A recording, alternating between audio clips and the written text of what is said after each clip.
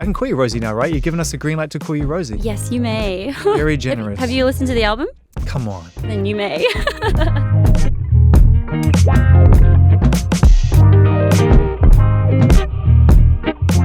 Thank you for flying in. Thank you for doing this. I know it's hectic right now. You've got a lot going on. You asked for this, but doesn't change the fact that you've still got a lot going on and you made time for us. So we appreciate it. Thank you so much. Oh my gosh. No, I'm super grateful that you guys have invited me to talk about my album, and I'm like pinching myself. I feel like this is a dream. Yeah, I mean, I think that's what happens when you put a lot of your heart and soul into something, and then all of a sudden it arrives.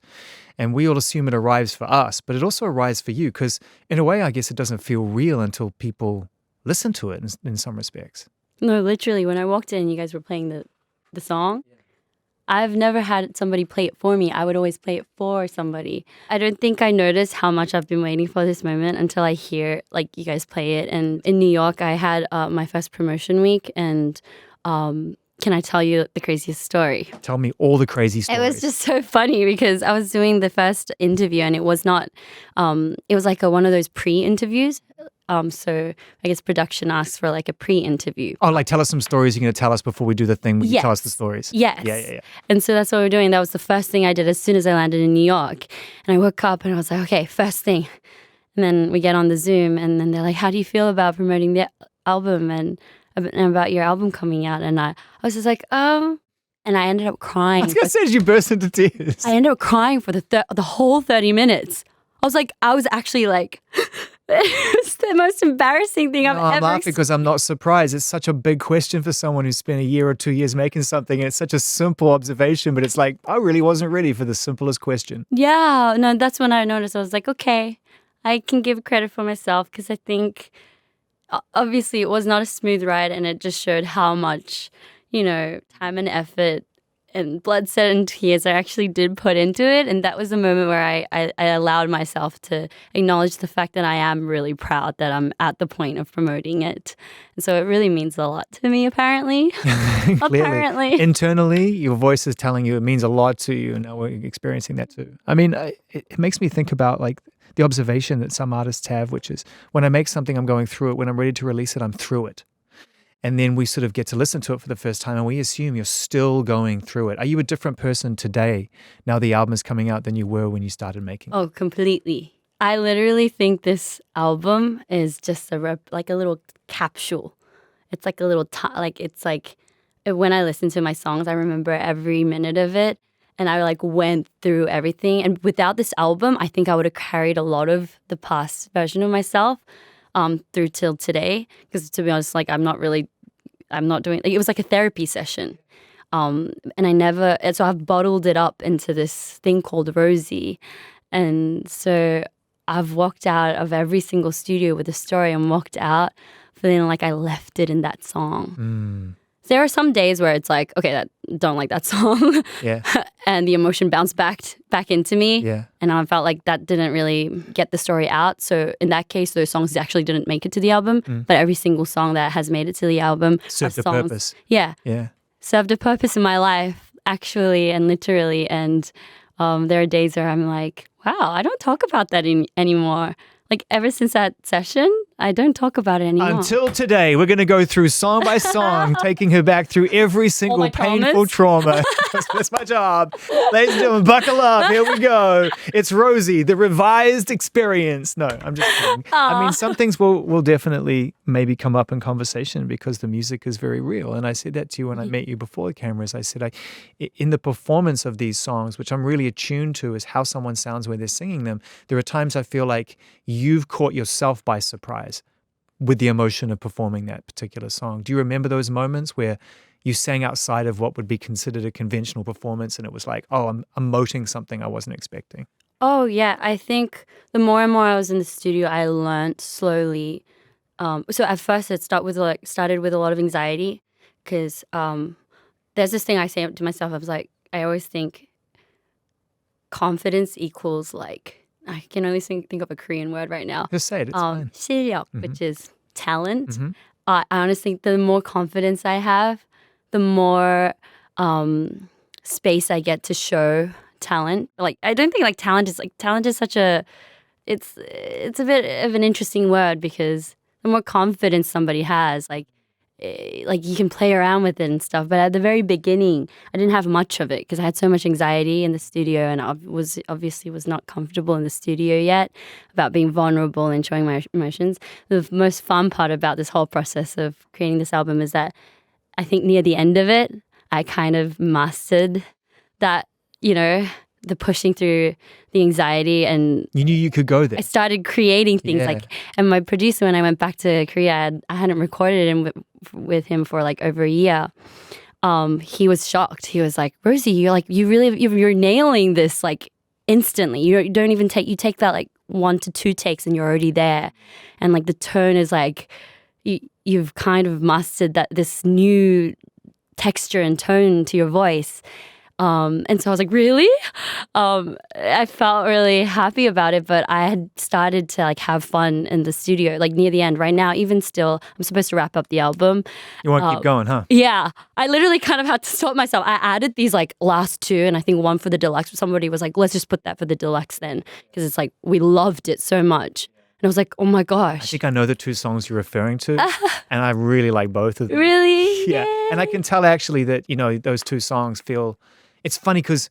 It feels a bit different, right? It does in a weird way. Certainly the last song on the record, which is the up-tempo one, the additional one, the up-tempo one. The deluxe. Yeah.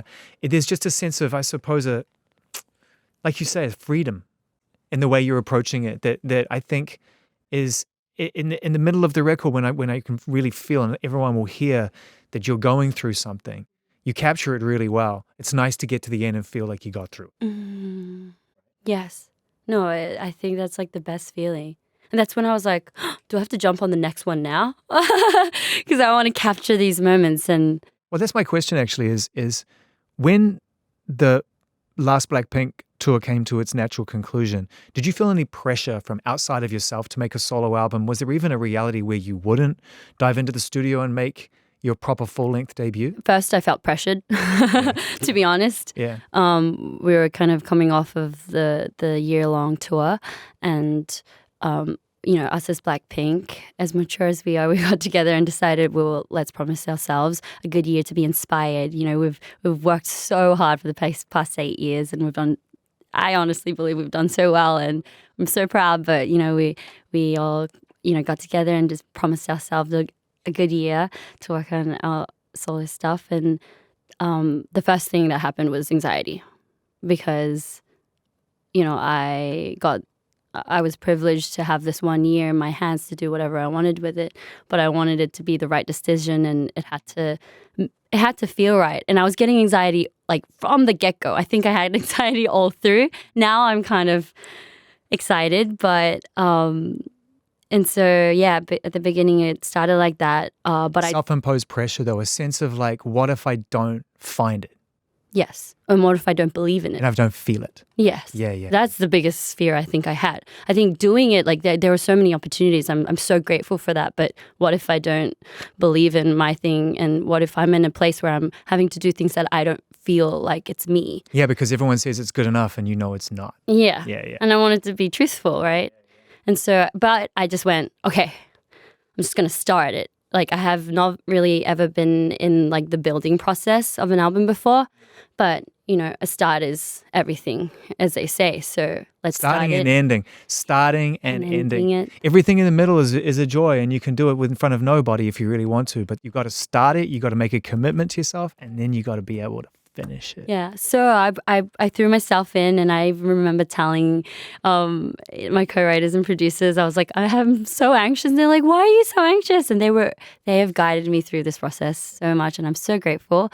But I remember walking out of like the first few sessions being like I'm actually surprised. I think I might be able, I think this proves to myself, no one else, just to myself, that I might be able to just work at this. And then my friends and family started supporting me when I was like, and I was still shy about it. I was like, I wrote this song with a few people, and they'd be like, Rosie, you should build this up. And I doubted myself even still, but they were like, just do it. Just go at it. Just go back to LA. Just fly back, book the hotel, get an Airbnb, just go and do it. And I did it, and I stuck to it for a few months. And then a few months led to like 2 months led to 3 months, 4, 5. And then in the middle of it, I found a label and I made sure I made decisions the way I felt like it was right. And then here I am today. Congratulations. Thank you. I mean, we can't take it for granted that just because you're in a successful collaborative experience with your friends and you have had enormous success, I think we see that and we equate that to confidence. But you're right. It's different when you've got to find your own voice and figure out also having a voice that you've got to be collaborative in a band, right? You've got to figure out when do I turn my voice on and when do I turn it off or turn it down or be a part of the group. And so at what point in this process did you find a different power or a different feeling in your voice that you hadn't been able to really use for a long time, if at all? I think at the very beginning, it was still a little hard because, again, like I said, I was kind of pushing through confidence. Like I had people in the room who were like, just they probably listen to good music all the time and record amazing musicians all the time. So I had a little bit of confidence to push through. But then by the time it was like back-to-back sessions and I was like building on songs that felt personal to me, and when I started expressing these things and creating within that world, I think I started pushing through. And I mean, I can't pinpoint what song because there's also a lot of songs that I've dropped. I think of Number One Girl as a pretty big turning point vocally, definitely. It's one of those. Emotionally too, though. Emotionally too. That was the day we wrote that song the day after I went to this event. I'd been to so many glamorous events and I felt so grateful that I'm at these events, but I didn't feel like fulfilled. I felt like I was chasing after something that, like, what am I chasing after? And I felt so empty and I remember feeling so miserable. But, and then that night I ended up finding myself on social media to like, because that'll help. because that helps, right? No. It's like, let me go to an event, feel like I'm totally one of many people in a crowd. I don't feel special or unique at all. Let me go on social media and see how well everyone else is doing. Great idea. No, and then Rosie. I end up... Smash that. Thank you. My mental health is like, we're there. You're there. Yeah. No, and then I end up looking for all these comments that are just going to obviously shatter me. And I found myself and I was like, I hate this. Like, oh my gosh.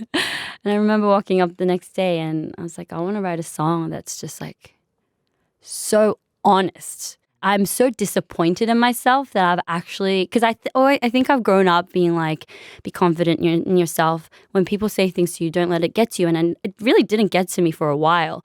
But I did, to be honest, that night feel like I hated the fact that this one person with this, had this power. And I was so obsessed with these people who were not nice to me and who really didn't know me, but I was so obsessed with it. And so I was like, I want to write an obsessive song about and talk about this emotion of really wanting to be loved by somebody and this vulnerability. And I wanted to be so disgustingly honest. I was telling Amy that was in there, I was like, I wanted to be disgustingly honest. And she'd like, and we'd like, write, Amy Allen? She's like, I can do that. Yeah. That's what I do. No, don't worry about and that. I'd be like, more. Yeah. No, I just don't want it to be sugarcoated at all. I don't want to even act confident here. Can I read some of the lyrics? Yes, please. Tell me I'm a little angel, sweetheart of your city. Say what I'm dying to hear because I'm dying to hear you. Tell me that I'm that new thing. Tell me that I'm relevant. That's brilliant. And then it gets really like deep. Tell me that I've got a big heart, then back it up with evidence. That's heavy. Because what that says is like, tell me that I've got a big heart, right? Tell me that I have some kind of emotional resonance here, that I'm somebody that's worthy of just what you see or what you hear about me. But then give me a reason why that's true. Yeah, even convince me. It's so selfish in a strange way, right? Convince me also. Yeah. Because even if people say nice things, I also want to know if you really mean it. Right. Right. I don't know. I'm pretty Have toxic. you heard the album? Have you heard the album? You can call me Rosie. Give me the evidence. You need to straight face it longer next time. Yeah. I should. Do that to everybody. Oh, you're smart. I won't be thanks. I won't be the first person who says to you, can I call you Rosie now? Just be like, have you heard the album? Did you hear the album? And I'll wait for like 5 seconds. 15. Go in. Just go hard. No, I love that song, and it's interesting because everyone who hears it will be like, "Who's it about? Is it about me? Is it about me as a fan? Is it about me? You know, does it speak to me the way I want someone to speak to me about my life? Does it resonate in my life?" But it's kind of about everyone. That's the crazy thing about it. It's about the insatiable. I took it as a insatiable desire to be loved. I think it represents every toxic relationship. Toxic meaning like an unhealthy amount of love towards somebody or a group of people or whoever, that I'm making it toxic because I want to be loved by that person. The feeling of wanting to be accepted. It's just a representation of that. And I've not just experienced that like that night. I've experienced with many people. Like just being wanting, like even a girl in the room, like I just want to be accepted by like, she's so cool.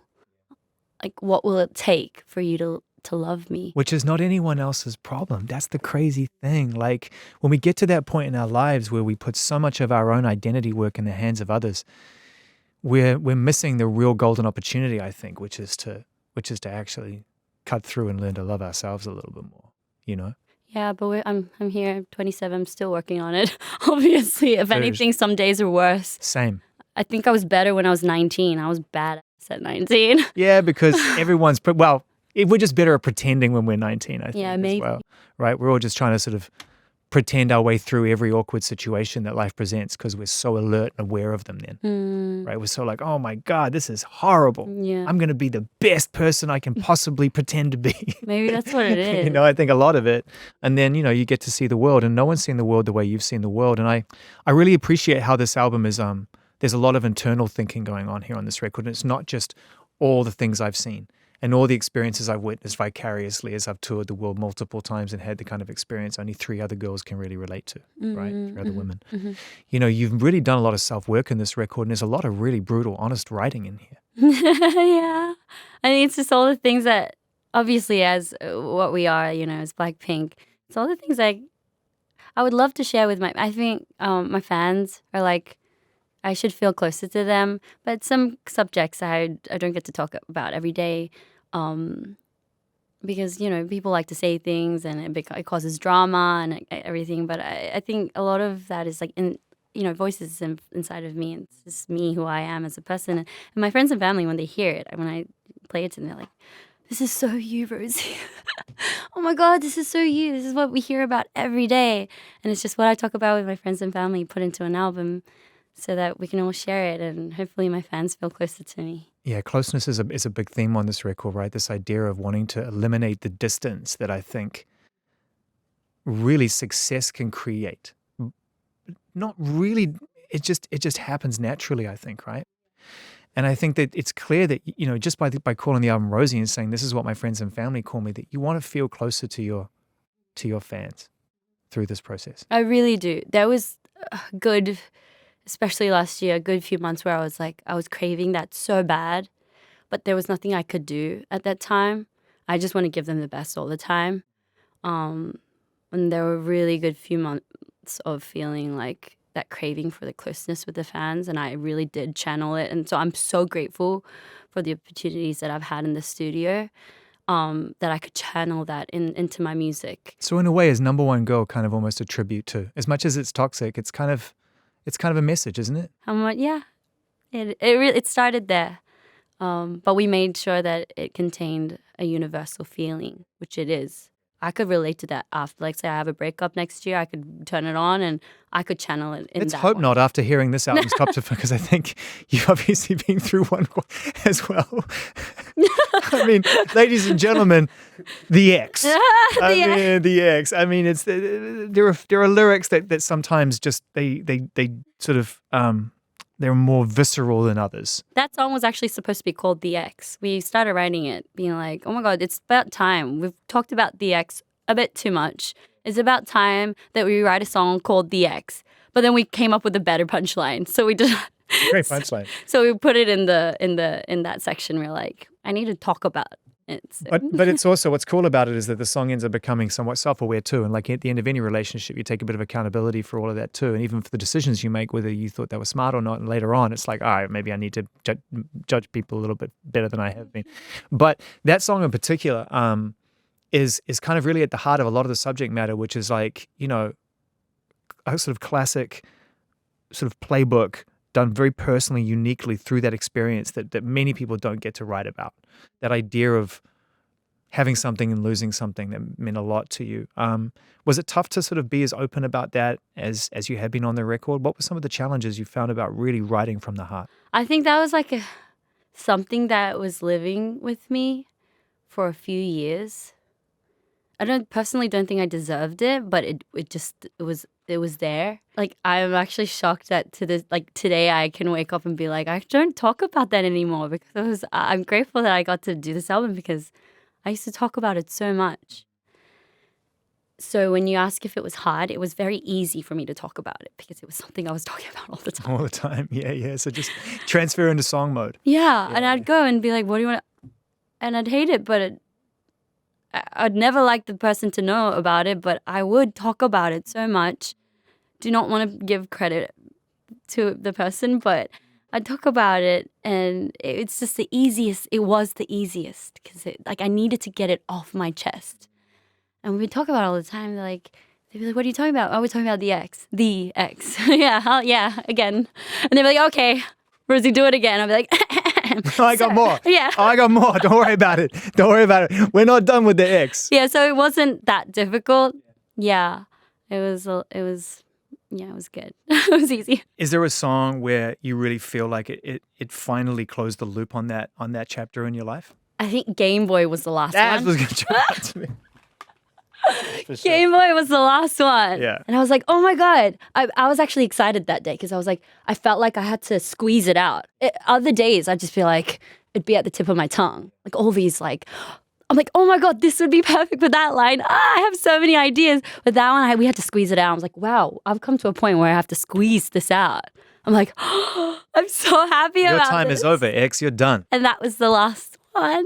Yeah. Look, I mean, I think a lot of people will really applaud and really appreciate the honesty on this record, because it's something that, if you're lucky, you go through that. I know it's a strange thing to say, but it's part of the human experience, and the more it hurts, the more you felt it, right? Mm-hmm. You work with some amazing people on this record. I mean, the list is great, but I also think it's really important to point out that, you wrote or co-wrote all the songs. We're involved in the production right across the board. I think a lot gets put into this idea of people with talent and ability who can perform at a high level, ultimately giving a lot of that responsibility to other people, and that does happen. But you must have loved being able to take some real control over your destiny creatively in all ways. For sure. At first, I like I said, I was worried, because I am the type of person to say, like, there are people who are professionals for certain things because of a reason. They're professionals, so like sometimes it's best not to. And that's fine. You don't have to turn around to Omar Fed and be like, "I got this guitar lick, Omar. Don't worry about it. I'm in control." Never. You know what I mean? Like, let's leave Omar with the guitar. Yeah, that one. Yeah, it's all for it, of course. And so that's why, I was very shy, but they really helped me push through that, and they'd always be like that made me feel so comfortable, and that's how I ended up feeling so comfortable in the studio, and then. Later on, I noticed how much I wanted a certain sound for this album. I noticed how anal I was with that. And it was like a year of discovering, oh, wow, I have an idea. It's somewhere in there. I just need to get it out. I need to keep going back at it. Have a lot of bad examples of, that's not it. If you talk to any of them, they know Rosie says no to a lot of things. I'm like, that's not it. And it's it's hard to articulate it, but we push through and we always end up with something. Rosie, your "That's Not It" is pretty iconic. I have to say, we might have to put that on the soundboard of the show. That's not it.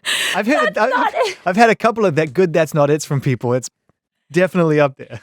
Guys, that's not it. Yeah, so I started doing a lot of that, but... So how did you know what was it? Was it a feeling? It's really hard to tell, but it's a way of executing the story. It's there's certain words that describe it, but then there's certain words that ruin the magic of it. So it's just it feels like puzzle. It's like you have to put the puzzle piece in that section to figure out if it fits or not. You can't tell just by looking, because they all look very similar. You have to put it on it and kind of try put it in until you realize, oh, that's the right puzzle piece. So it was a lot of that, and put a lot of brain power into it, because it needed to feel right. I needed to go home that day with a bounce on my phone and be able to listen to Isn't it. it the best feeling? When it works, isn't it the best? The monitor mix. I'm surprised anybody ever does anything more than what they do when they put things through a monitor at the end of a demo day, because to me, it never sounds better than that first few hours. I agree. Ever. And then you have to let someone else tell you it sounds better, because I'm like, nah, it still sounds good 4 months ago. Oh my God. story of my life. Yeah. But I mean, yeah. And then I have to learn to let that go as well. Because sometimes I don't know. Maybe I'll put an album out that's like fully demo. I'll be like, nobody touch anything. And like, I don't even know what a demo is anymore. When you're a kid and you're making music in your bedroom through a computer and you're happy with how it sounds, I don't even know what's a demo anymore. I mean, half the time, I think that's the magic. That's the magic, right? You know. Yeah. It's like Rick Rubin says, this is my vision. This is what I would like to share with you. And then it's up to you whether you like it. But I've done my job. I've shared my vision. I'm kind of fascinated to know a little bit about how you've sort of navigated this really high pressure experience of showing up at the highest level and performing with great success with your friends and kind of been dealing with this kind of growing lack of confidence that really showed itself when you came off the road. Were you aware of that before you came off the road? Did you feel it building up in you that there was this hill you were going to have to climb in order to get over that? I think at the beginning of anything, it's the fear. That's where you lack confidence. Because like when you start something, like it's like a baby learning how to walk. You don't know, but because I think I had more fear because we were doing like world tours and I'm in places where people are there to celebrate our success. And do you have time to be afraid when it's like that? To be honest, I've been like training. We did a full year on it, so I think it got better towards the end of it. But then to get off of that, something that was perfected, every day. I had to repeat it and master it, and then we're there. Even at the beginning of the tour, I was nervous. I was like, lack of confidence, and I have to go through all that struggle to be at the place of confidence. But for this one too, it was so scary because I've never been taught to be like to. That's not something that I trained. I trained like everything else, like had to be on stage, had to like everything. But that's not something I really had much help, doing in the past. So that's the part that was scary. But when you were growing up, if the story, from what I've sort of read about you, that you used to spend a lot of time just on your own, playing the piano, and just kind of leaning into your own natural voice and how you wanted to express yourself before you were even a recording artist or anything of that nature. Did you sort of find a way to do you think you tapped back into that a little bit? Even subliminally or subconsciously as you were moving forward? Maybe. I have never actually thought about that before, but if I think about it, because like Australia, it's not city, like there's not much going on and there's not much. And so I'd go to school, come home, and I was just like a really quiet. I wasn't like crazy. I didn't have like 100 like crazy friends, and like we didn't go out and hang out after. I just like kind of, my mom would pick me up and go home. My sister would be somewhere doing her own thing. I just like be sat in front of this piano. And what more entertainment is there than to just? I think I guess that's what got me into it. And then I'd be like bored, and I'd be watching TV, and there were people like I'd watch a movie. I watched Dreamgirls. I'd watch that and I was like, oh, I was so moved at how she would sing the song, listen, and I'd go to the computer and search chords. I had been learning how to play piano. My mom taught, got me lessons and stuff, and I hated it. But what I got out of that was I knew how to play chords. So I'd print them out and I'd try sing it and channel into the emotion that I watched on the TV. And so, that. And I think probably, obviously, as I was doing that, I was probably finding ways of expressing this emotion. This big, I was so little. I don't know big emotions like that. But as I was watching it, I was learning from it. And I think that got me to obviously practice and lean into this emotion that I have and match it. And I'm thinking maybe that really helped me into that. Because even when I record, I always think what character am I playing? Where am I at in the scene of this song? Sometimes I write it because it was my thing, but then when I go in, I don't feel that there and then. So I'm like, so what is it? Where am I? And I sometimes have to create characters in my head and scenarios. Most of the time I think I do that. That's something I've built recently. I put myself in a scene. Yeah.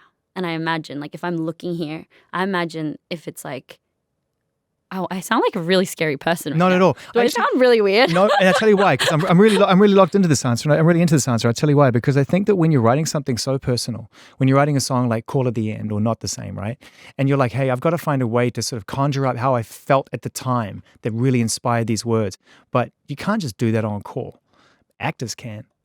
Actors can find us a moment in a scene, draw something from their life, and deliver it in front of camera to make us believe it's real. So in many respects, it's actually a shortcut, I'd imagine, to you getting to the emotional place you need to. It's a tool. No, I've eventually actually noticed that it's like very similar to acting. Because at first it was really hard. Yeah. But I kind of, I had to record like every day. That's what I take from it anyway. I think it's a tool, right? It's like, it really is. Yo, you want me to sing like I felt 8 months ago? Well, what's that movie look like? Yeah, I think it is. You signed your record deal, and I believe that like Bruno was pretty encouraging about that as well. And Bruno's kind of been there for you at times to sort of help give you little bits of advice, or at least just kind of like a point in the right direction when you've asked for it. Is that true? No, it's true. It's really weird. I'm like, what's happening? What's my life right now? What? Because it's Bruno Mars and not like John Thompson down the road. Right? The whole thing started because I became a fan like a year ago when he traveled to Korea for his Seoul show in Seoul, and I was like, I'm the biggest Bruno Mars fan. I didn't know I knew all the lyrics to 50 of his songs. He has that subliminal effect on people, I tell you. The amount of times you put on the radio and someone you wouldn't pick, like I'll be with my like 82-year-old dad and he'll just be like, when you smile, I look at you, you're amazing. I'm like, oh, you know that, Dad? What the hell? Right? It has that effect on people. And so it's crazy, but he's been really, he's been the best. Yeah, he has. I mean, but he also recognizes in you something that's amazing too, and that must be really, in terms of like that confidence that you need. I mean, that's good stuff. The first day I met him, I was like, we were saying some stuff, and I was like, well, so do you want to listen to some of the, because he asked me, so I heard you're working on the album, how's it going? I was like, da, and I was like, well, do you want to have a listen? And he's like, wow. He was like, Rosie's a hustler. And I was just like, oh, damn it. He read it, and so. He takes one to know one. I mean, he would have just been like, what took you so long? I'm ready to mix this thing. And so I was like, yeah. And then, fast forward. Yeah, now we have the song number 6 with Bruno Mars. Can you pronounce it for me, please? Apate. So what is this drinking game? It's a Korean drinking game that literally everyone, especially everyone like around my age, and I would say younger, plays when they drink. It's actually a game. Right. I grew up, I played it the most, I think, 20, 21, 22, 23 maybe. By the way, you're lucky we don't have liquor here. I tell you better get ready for every single late night talk show you're about to go on where every single host is like, well, we're going to play this game with you right now. Bring it on. Bring it on. So what are the rules? The rules are, it's really simple. Just like because usually you gather around in like a circle and you're drinking and talking, right? And then, so if it's my game, I say Rosie's favorite, and as I sing, everybody joins in. Random game start, and everybody sings apate apate apate apate apate apate, and because it's my game, I would scream out the floor number, so I'd be like 7, and everyone puts their hands, stacks their hands in the middle, and you go 1 from bottom up, 1 2 3 4 5 6, and whoever lands on the 7th, it's like bam, take the shot. Bam. So it's really simple, but the chant is fun to do. The chant is fun to do, and I can imagine after like maybe 15 rounds of APT, it starts to get a little bit blurry as well. Yeah, well, that's the point. Yeah. It's great. It's a great moment on the record, and it's kind of it's interesting because it's a little bit of a it's kind of a trick. It plays a trick on us because it tells us that you're making really inventive, really modern pop music, but it doesn't prepare us for some of the heartbreak on the record. It really surprised me in a good way when I got 5 6 songs into it, and I was like, oh, we're somewhere else now for a while. Really? Yeah. Oh my God. No, it was great. Did you get to sort of see Bruno do his thing? Or yeah, you did? Oh, I did. What was that like? I remember the session, and it was like, obviously, I was so nervous because here I'm still a fan. Right now, I'm like, I could be like Bruno because we're a bit close, much closer now. But he played like a few parts that he thought like, he's like, what do you think of this? And what do you think of that line? And I was like, wow, I think it's great. And he was like, let's record. And so he like recorded me, and oh my gosh, I was so nervous. I was so nervous that because like by that time, I'm like, I'm usually better than this in my head. I'm like, I'm better than this. I'm just so nervous. And I'm like failing at this line. And he's like, and he was vocal coaching me. He's like, Rosie, you have to like throw it out there. And I remember like I like choked on water accidentally before I had to record the bridge. And then I was like, he's like, you have to like shout it, like, hold on. And he was like singing it. And I'm like, hold on. Because I choked on water. And I was like, by the way, I just choked on water. I don't usually sound like that. Oh, man, he's got all this on tape. No, yeah. And then he like started like picking up the guitar and like the bass and like played drums over it. And I was like, wow, he's a genius. He's pretty good. But you know what? I've watched Bruno Mars step into situations and unapologetically and without meaning to just dominate because he's just that good. But I don't get that on APT at all.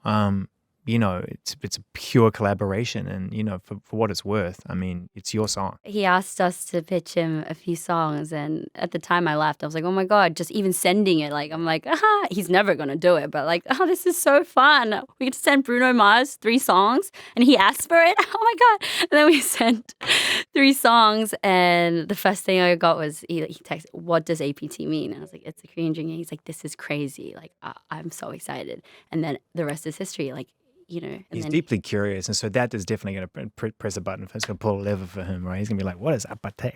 What does apate mean?" That's crazy. You know, it's fascinating to me that you know you're in a situation where you're releasing a debut album, and yet a lot of the world knows who you are, and recognizes you. And I don't even know how you kind of put into context, or if you even consider what the level of social media following and the data and the numbers. Does that ever kind of do you even register that? Like what streams mean to you at this point when they're in the billions? And to be honest, at this point, I think I learned it through my fans. My fans like put it in front of me. I'm like, apparently this is like really a big deal. Yeah. And they're like, maybe you should post it. I'm like, oh yeah, maybe I should. I'm not like every day checking these like charts but then my fans, obviously, they bring it to me and I'm like always like, wow.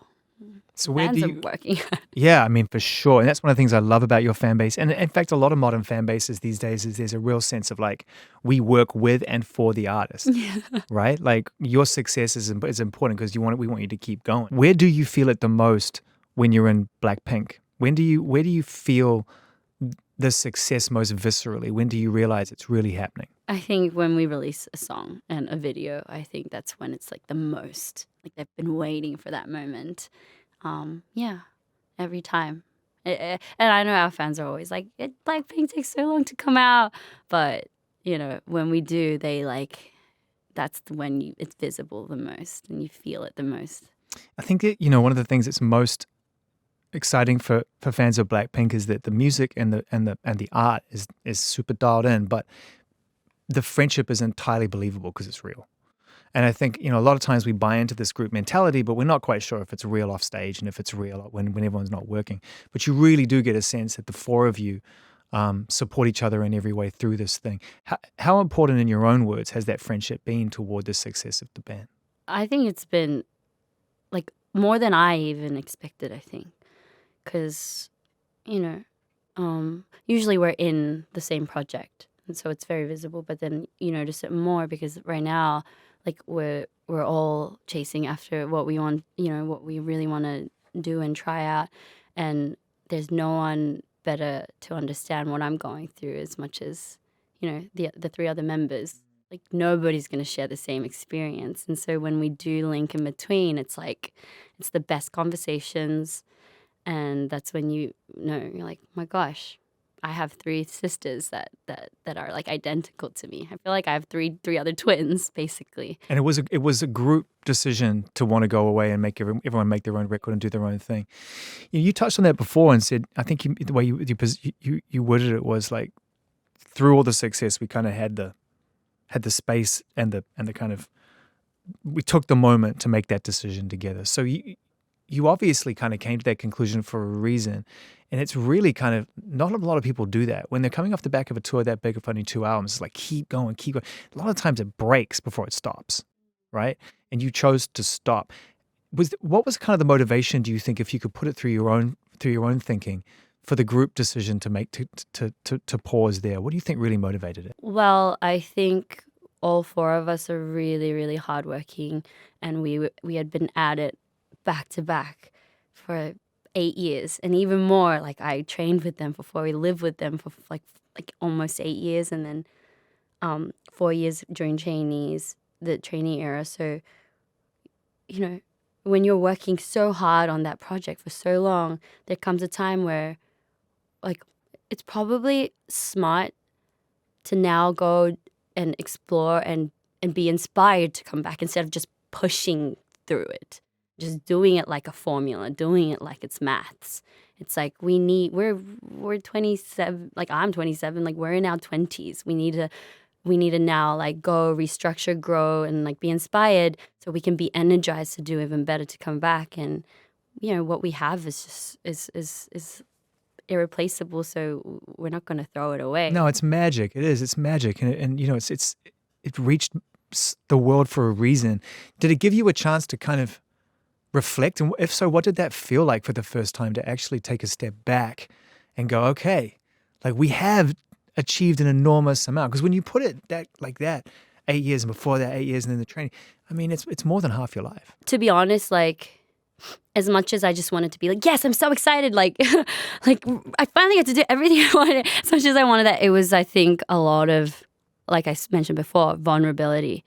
It's like starting to walk again, like on my 2 feet. Were you tired? Were you exhausted at the end of that tour? Did it feel like you needed to just take a beat? Yes, on that, yes.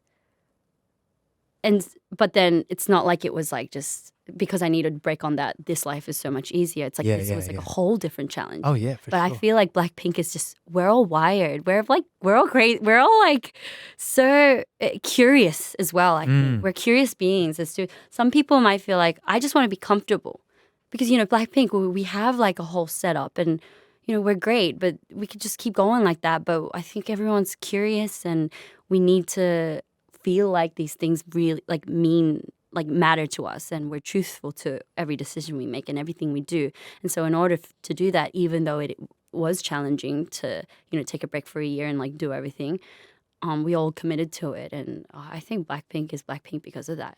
All four of us are just really hardworking, curious people. And what you bring back to the table when it's time to come back together after everyone's kind of gone down this road and had this great experience on their own terms, it's gonna elevate it so much higher than it already is, just artistically. Before you even think about the numbers or whatever the math is, it's going to be crazy. You know, you talk about curiosity. What really fascinates you? Outside of just making music and things, what do you find really fascinating? Lately, it's been like what somebody can really achieve, like if they put their mind to it. Manifestation. Yeah. Because you can judge a book by its cover and be like, you know, even me, I think a lot of people might have their doubts about how, you know, how successful someone can be and from what kind of background they come from. But just it's like, even it's interesting to see for myself too. It's like if I put my mind to it, even though I have a lot of moments where I feel like maybe I can't make it, maybe I'm not good enough. I have those moments of doubts. But if I just really push through it and believe it, just keep going at it and master it, you know, work on my craft, just do it, and believe that as long as I believe in what I'm doing, people will believe, you know. Because even right now, I know like we haven't really seen how many people liked it or anything, but I'm proud of myself. So the fact that I'm at a point where I'm like, I am proud of myself for finishing this album. It's just it's interesting to see how much somebody can achieve when even in a lot of doubt from the world and others. So yeah. So who knows? Maybe next year I'll be like, I'm going to become a painter. But I don't know. That's what I'm saying. It's like, you never know. Whatever you want. You never know. Whatever you want. Crazy. That's what manifestation isn't broken down into like a single lane. Like you only get to manifest this. Yeah. You just got to be able to feel it. Yeah. Right? At the end of the day. Mm-hmm. What's life been like while you've been making this record away from the studio? Like, what is life like when it's just you? Do you are you comfortable in your, like, sitting still? Are you comfortable? Like, is there anything resembling kind of just a day-to-day normal life for you at the moment? Oh my God, it's just been work every single day. Stupid question. But I mean, at the end of the day, it's what I love to do. And that's the only thing that makes me feel alive and like a person. So you don't crave something just banal and simple at times, to just be able to just switch off and not have to think about work? I do, but my life is right now, it's for the past year, it's been my music and my album. So I've lived in it, like actually. But I have been dreaming of like a little vacation after this. Yeah, after When was the last time you took a vacation? I don't remember. Come on. Seriously, that's why I'm asking. I can't even think you like. I don't. Wait, but what is a vacation? No, I'm kind of tempted to just sit still and just until you come up with an answer, because I reckon it could take about 3 minutes and it might shock everybody. I think like last year. Oh, that's not too bad. Last year, yeah. Yeah. But I have to be lucky. I've noticed vacation in my life, I have to be lucky. There has to be like this time slot that like matches. Yeah. It's not something like... I think that's the one thing that people kind of, who get to sort of pick and choose their vacation time a little more liberally. And everyone's got to work, everyone's got to get by, and people work hard in all walks of life every single second of the day, right, to keep the lights on this planet. But I think one thing that really kind of cuts through, which I'm learning is not how it was initially presented in my conversations with some of the biggest superstars coming out of Korea, is that there's this idea that it's all just so in a grid and it's so framed out and there's no room for life outside of work, and it's just work. But you're presenting a reality that you love to work, but it's not like, you don't seem to me, and even when I spoke to Jungkook in Korea, he was just like, no, I live a life, like I have a life. You know, this idea that it's just work all the time. I mean, what is the reality for you as a member of one of the most successful, female group of the modern times? What is the reality of the work versus life balance? It's like, for me right now, because I'm working the album, I'm always like breathing and thinking, like, and I have like timelines, like deadlines to match. At this point, this past few months have been like that. But then usually it's like, for me, the past year, it's been different to any other year I've had as BLACKPINK. It was out here. I was going to the studio every day at like 12 or 2, like between 12 to 2. And I'd work on the music till like 6, 7. And at that hour, I don't really have too many friends out here. So we'd just drive back home. I would eat there. And then I'd drive back home. And then I'd fall asleep at like 3, 4 on my terrible Instagram. So just hating yourself to sleep. Yes, hating myself to sleep to prepare for myself for the next day. And it was really back to back of that. So there were even times where I came out here for 14 days. So I booked a hotel for 14 days. I had a session 14 days straight. And I remember in it. I would say about like 10th song in, I was like, maybe I do need a weekend. Maybe I do get exhausted. So let's cancel Saturdays and Sundays. And we did. And then it was crazy. I found myself Saturday at like 7 p.m. in a different studio finishing up a song I started the year a few months ago. I get it. And listen, you know what? I hear it, and everyone's going to hear it. I mean... See, I'm trying to say, like, I worked hard on it and I was exhausted, like physically okay, yeah, but it was something like I was craving so bad. Like, that's all I could think about. I'm like, they're like, what do you want to do? I'm like, I have no idea I don't even know what to do. Except for go eat Chinese hot pot. And then we did it at like 2 p.m. And I was like, what do we do now? Done that. Yeah, and so I called my producer and worked on, I think it was, what song? Too Bad for Us. I was like, we should finish that song. Yeah, like I said, it's one of my favorites. Oh, really? I love that record, yeah. So you love this life? Until it's time to put it out into the world and have a little bit of a vacation mentally. Yeah. I need to now, I need some time off. I need to be charged again, emotionally and physically. But I'll be back at it. I'm a workaholic, so I'll probably already be like, yes, I need to write the next. And it's always been like that. You felt you've always had this insatiable desire to achieve. Yeah, I think so. Kind of built like that. I feel like that's probably not the best for me, but I really feel like that's how I'm built at this point. Yeah. Will you tour this record? Oh. I would actually at this point love to. I tried to sing it acoustic. I had like a guitarist kind of learn it all, and we did like a little session. And I was like, oh. How did that feel? Like, I don't even know how to describe it. It was unreal. Yeah. I was really happy. I can imagine, especially the way that the records sound and how beautiful they sound, well produced and everything else. They're just stripping them back down to the rawest moment, given they were written in the rawest time, was probably just a really lovely moment for you. It was really rewarding. Yeah. Because I've covered so many songs acoustically. It's just something I love to do. Is like, What are your cover favorite songs. covers? Like private, what do you love to play? Just in your own time, if you pick guitar, what do you do? There's like a version of PYT that I play on the guitar. Yeah. Oh, I played it for Bruno when I first met him, and I was like, did? let me impress you. And I'm like, this is probably the only song that I actually know how to play. What did you say? He was like, wow, Rosie, you're like, you can actually, and I'm like, don't worry, it's just this one that looks cool. It's like one of the songs, you know how like everyone has that one song they play and it makes you look really good. You're like, secretly, I'm not that good. Right. I just know basic chords. This is facts. Yeah, PYT is like a song I love to play on the guitar, and Officially Missing You is like another cute one that I play and like makes all the boys go like, wow. Like, right? Oh my God, you're hilarious. And I used to do price tag a lot, like back in the day when I was a trainee. Which one was price tag again? How's that go? Money, money, money. Ain't about to... Jessie J. That was from like Our old friend Jessie J. Yeah, I love her. I That used to be song's- obsessed with her. Yeah, dude, because when she came out, Jessie J was like a bad pop person.